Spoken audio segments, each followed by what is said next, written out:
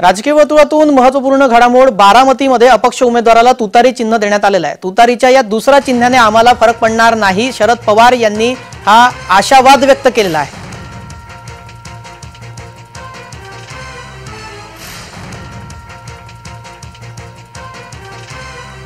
बारामती लोकसभा मतदारसंघामध्ये सुप्रिया सुळे विरुद्ध सुनेत्रा पवार अशी लढत रंगणार आहे।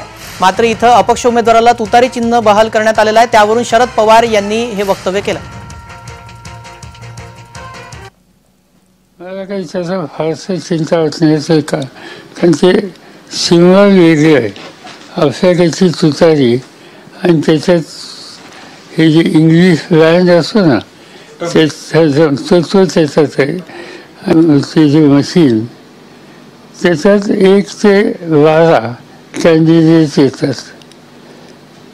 ज्यांनी हे चिन्ह घेतलं तुतारी ते 1 ते 12, 12 ते 24, 24 ते 48, त्यातलं जे तिसरं जे आहे त्याच्यामध्ये ते येईल आणि ते बघायची सुद्धा वेळ येणार नाही।